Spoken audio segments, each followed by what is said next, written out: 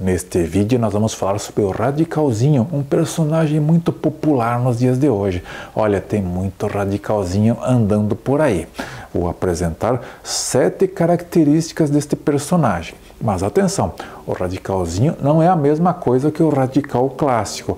Eles são parecidos, mas têm diferenças fundamentais. Por exemplo, o radical clássico, ele não é bem visto pela elite, pelo establishment, por aquele pessoal que está no topo da pirâmide e que comanda a sociedade. Por quê? Porque geralmente o radical clássico, ele ataca as bases do sistema, ele é um agente antissistema. Ao contrário, o radicalzinho não apresenta esse perigo. Geralmente, ele se dedica a causas de baixo impacto, causas que não causam ameaças ao sistema, ao establishment. Então, em muitos casos, o establishment até usa a figura do radicalzinho para sinalizar virtudes. Olha como somos democráticos, nós toleramos e até ajudamos, até aceitamos os radicaizinhos na nossa sociedade. Ficou interessado? Radamés Manosso, aqui em Curitiba. Característica número 1. Isole-se em uma câmera de eco. O radicalzinho, ele não quer ser igual à maioria, ele não quer seguir a boiada, ele não quer seguir as modas, ele não quer seguir o fluxo. Ele é um ponto fora da curva, ele gosta de se diferenciar, ele gosta de ser diferente dos outros. Mas também não quer ficar sozinho, ele quer ter algumas pessoas para compartilhar junto as suas ideias diferentes da sociedade. Então, tipicamente, o radicalzinho, ele forma pequenas bolhas, pequenos grupos, onde eles conversam apenas entre si, se isolam do resto da sociedade e ficam ali num contexto em que apenas existe viés de conservação. Um radicalzinho fala e imediatamente os outros radicalzinhos repetem o discurso como se fosse uma câmara de eco. A sociedade digital favoreceu muito a criação destas bolhas, destas câmeras de eco, porque no passado era difícil o radicalzinho encontrar outras pessoas iguais a ele. Mas com a dinâmica de internet, de redes sociais, ficou muito fácil encontrar pessoas parecidas com você, mesmo que elas sejam um número muito reduzido na sociedade. Característica número 2. Seja tropa de elite. O radicalzinho, ele gosta de ser diferenciado, ele gosta de ser minoria, ele gosta de ser um ponto fora da curva. Isto faz com que ele se sinta pertencente a um grupo diferenciado, mas não apenas diferente, ele se considera superior, ele se sente tropa de elite. O radicalzinho típico, ele se considera um pretoriano. Ele acha que ele pertence à velha guarda pretoriana lá do Império Romano. Naqueles tempos, existia um grupo de elite no exército romano que fazia a guarda pessoal do imperador. Eram os pretorianos, usavam capa preta. Então, de certa forma, para você ser guarda pretoriana, você tem que ser uma pessoa distinta, mas uma pessoa com altas habilidades, uma pessoa que se destaca em relação aos demais. É desta forma que se sente o radicalzinho. Ele não é apenas diferente, ele é superior. Ele se considera vanguarda de ideias e ele imagina que lá no futuro ele vai ser lembrado como um pioneiro que lançou ideias para a sociedade e que essas ideias com o tempo ganharam tração e transformaram-se no mainstream, no pensamento principal da sociedade. Característica número 3. Gaste seu tempo com questões bizantinas. Você deve lembrar das aulas de história em que seu professor comentou sobre o Império Bizantino e as questões da época.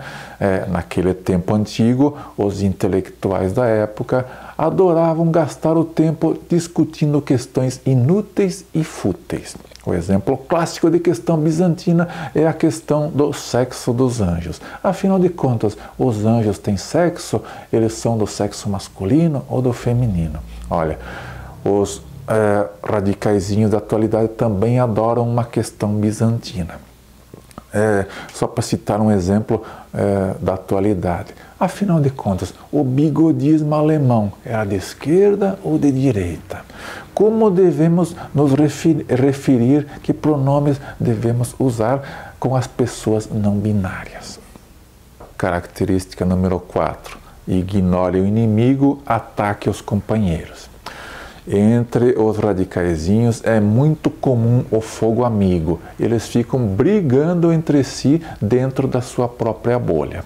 Pelo fato de estarem isolados da sociedade, não se comunicarem praticamente com a maioria da população, eles vivem ali fechados dentro da sua bolha.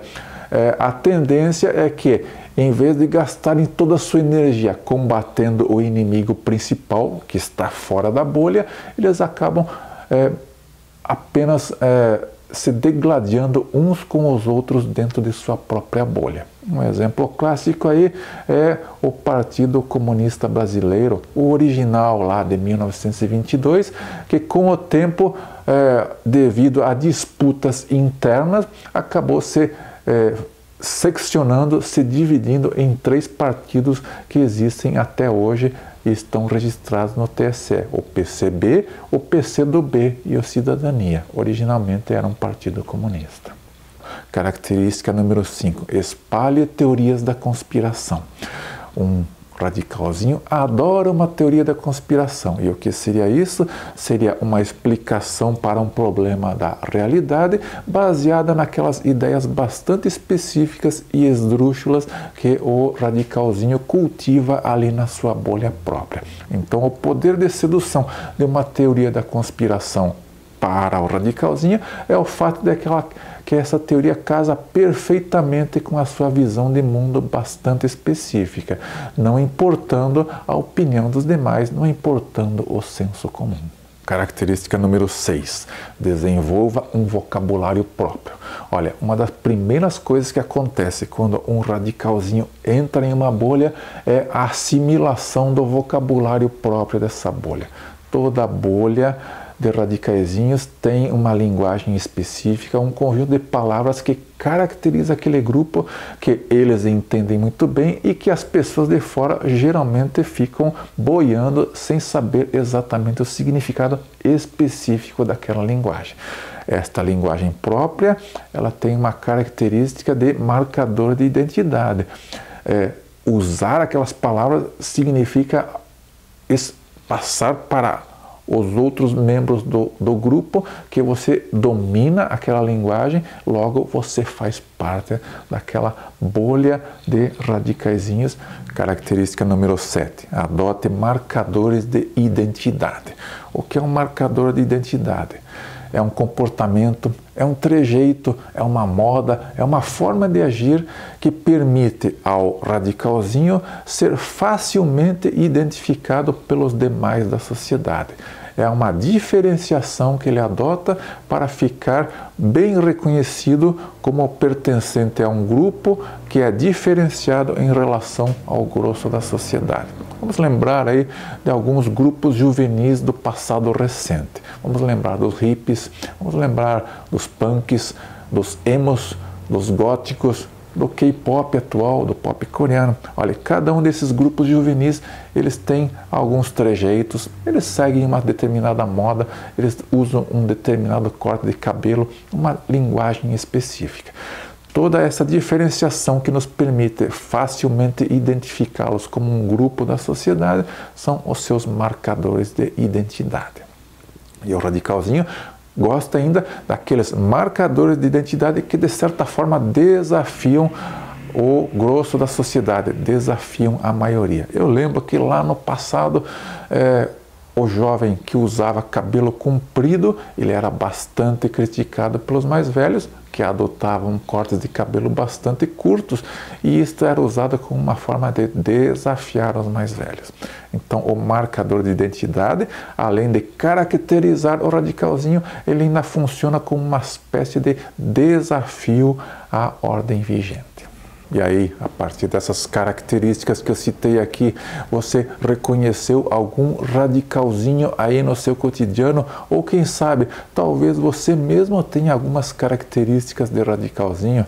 Olha, eu não vou ser hipócrita, eu apresento sim alguma dessas características. Obrigado por assistir, somos a Resistência.